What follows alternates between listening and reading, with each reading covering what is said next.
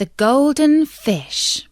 Hello everybody, this is Natasha, and His Royal Highness Prince Bertie the Frog has commanded me to read you the story of The Golden Fish by the Brothers Grimm.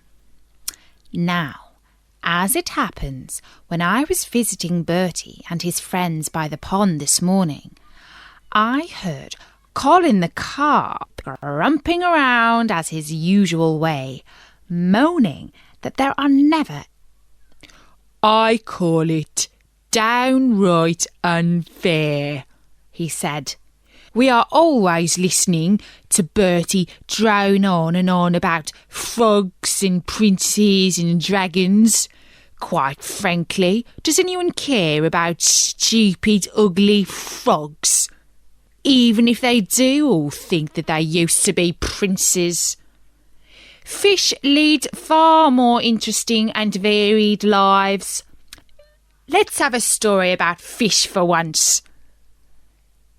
Yes, go on, Bertie, said Tim the Tadpole, who is a very silly tadpole at the best of times. Let's have a story about fish. And make it a good one, added Colin. With plenty of excitement, magic and romance. Let the handsomest fish marry a princess. Now Bertie likes to think that he has a story for everyone and every occasion. But it took him a few moments to remember that he does in fact know a very good story called The Golden Fish. There was once a fisherman who lived with his wife in a pigsty, close by the seaside. The fisherman used to go out all day long a-fishing, and one day, as he sat on the shore with his rod, looking at the sparkling waves and watching his line, all of a sudden his float was dragged away deep into the water, and when he reeled in his line, he pulled out a golden fish. But the fish said, "Pray let me live. I am not a real fish. I am an enchanted prince. Put me in the water again and let me go." "Oh ho," said the man.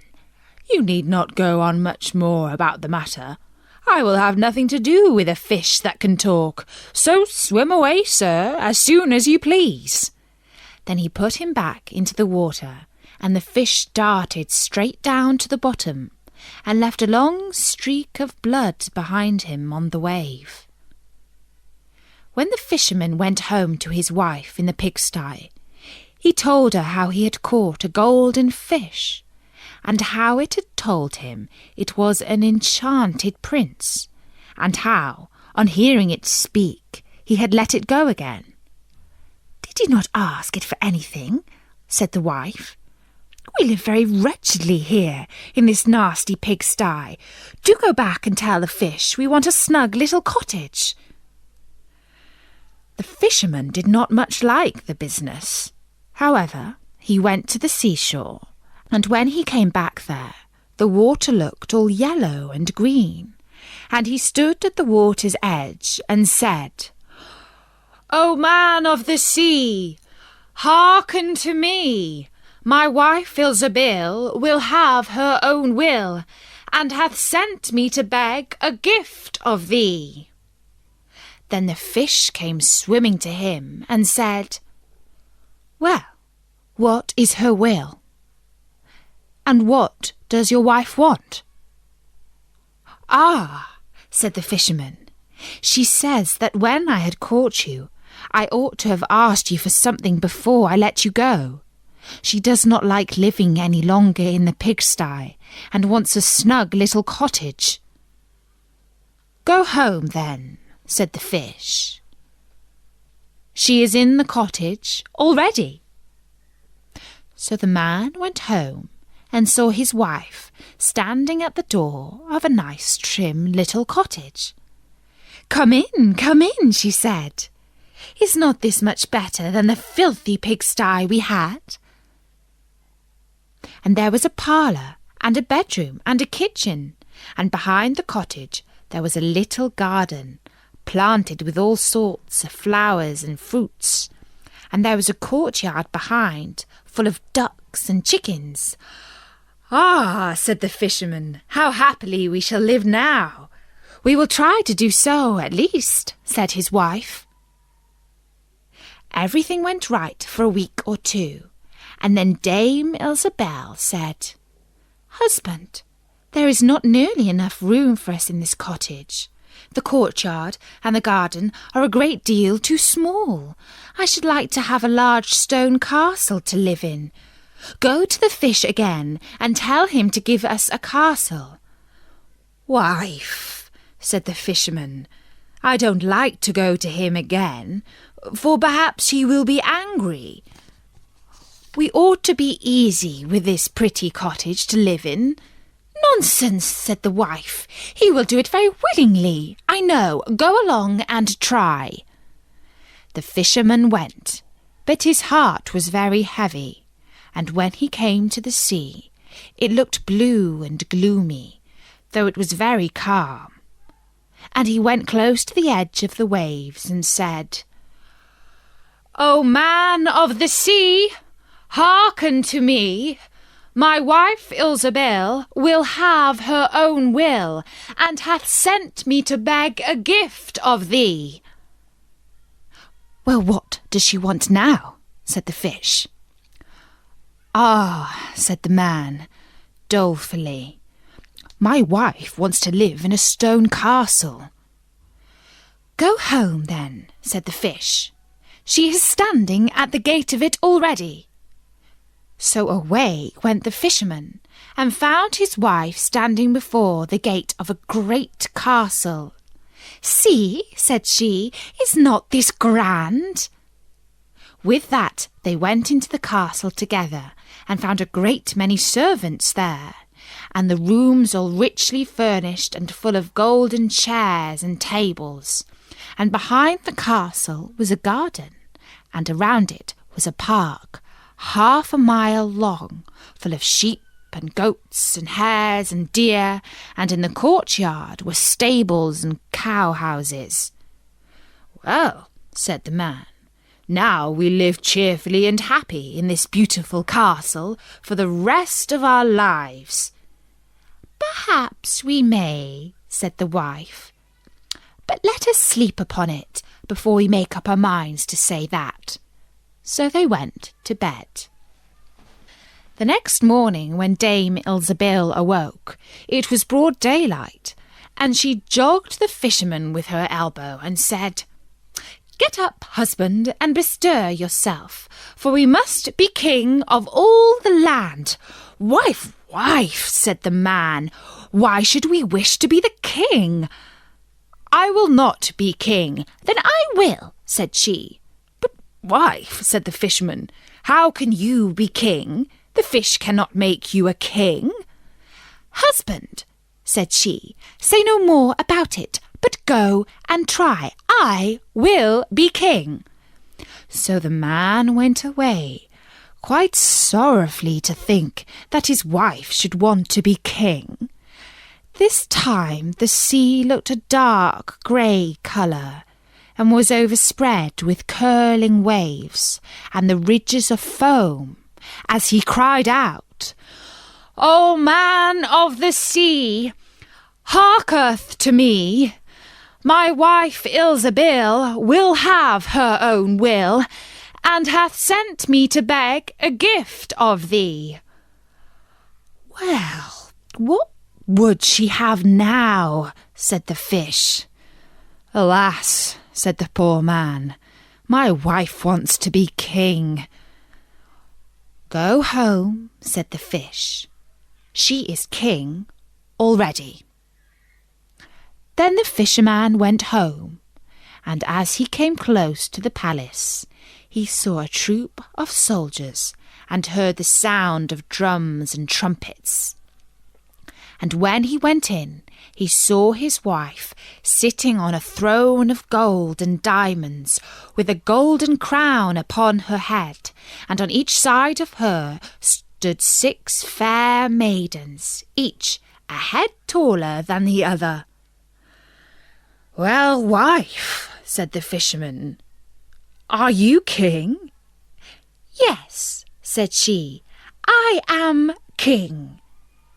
And when he had looked at her for a long, long time, he said, "Oh, wife, what a fine thing it is to be king! Now we shall never have anything more to wish for as long as we live." "I don't know how that may be," said she. "Never is a long time. I am king, it is true, but I begin to be tired of that, and I think I should like to be emperor."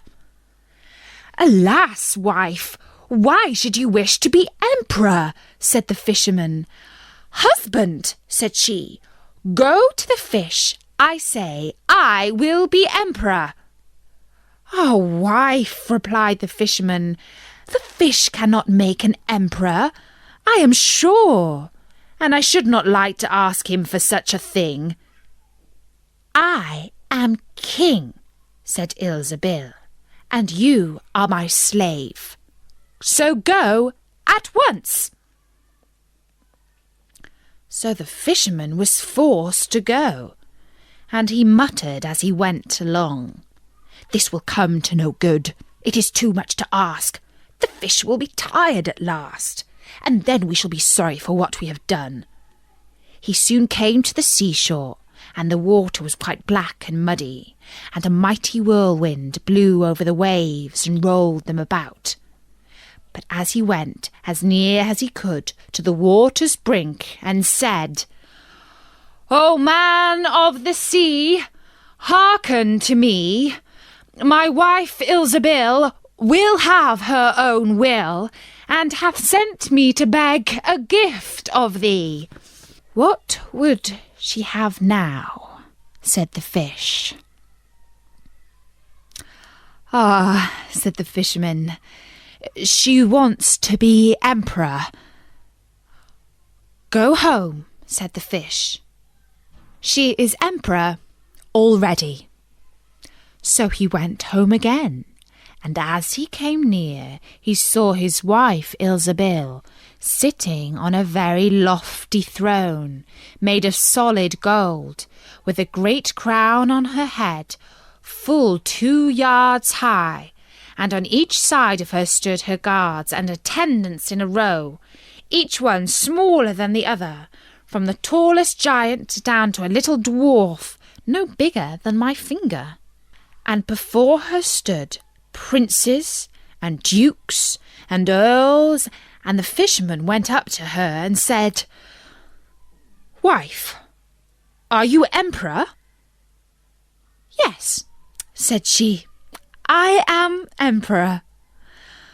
"Ah," said the man, as he gazed upon her, "what a fine thing it is to be emperor." "Husband," said she, "why should we stop at being emperor? I will be pope next." "Oh, wife, wife," said he, "how can you be pope? There is but one pope at a time in Christendom." "Husband," said she, "I will be pope this very day." "But," replied the husband, "the fish cannot make you pope." "What nonsense," said she. "If he can make an emperor, he can make a pope. Go and try him." So the fisherman went, but when he came to the shore, the wind was raging, and the sea was tossed up and down in boiling waves, and the ships were in trouble, and rolled fearfully upon the tops of the billows. In the middle of the heavens there was a little piece of blue sky, but towards the south all was red, as if a dreadful storm was rising. At this sight the fisherman was dreadfully frightened, and he trembled so that his knees knocked together. But still he went down to the shore and said, "O man of the sea, hearken to me. My wife Ilsebil will have her own will, and hath sent me to beg a gift of thee." "What does she want now?" said the fish. "Ah," said the fisherman, "my wife wants to be Pope." "Go home," said the fish. "She is Pope already." Then the fisherman went home and found Ilsebil sitting on a throne that was 2 miles high, and she had 3 great crowns on her head, and around her stood all the pomp and power of the church, and on each side of her were 2 rows of burning lights of all sizes, the greatest as large as the highest and biggest tower in all the world, and the least no larger than a small rushlight. "Wife," said the fisherman, as he looked at all this greatness, "are you Pope?" "Yes," said she, "I am Pope." "Well, wife," replied he, "it is a grand thing to be Pope, and now you must be easy, for you can be nothing greater." "I will think about that," said the wife. Then they went to bed. But Dame Ilsebil could not sleep all night for thinking what she should be next.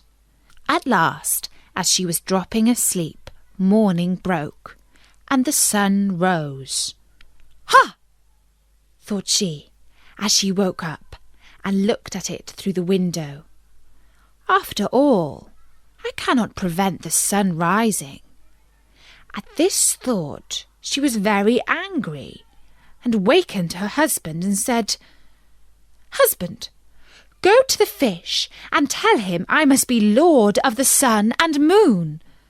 The fisherman was half asleep, but the thought frightened him so much that he started and fell out of bed. "Alas, wife," said he, "can he not be easy with being Pope?"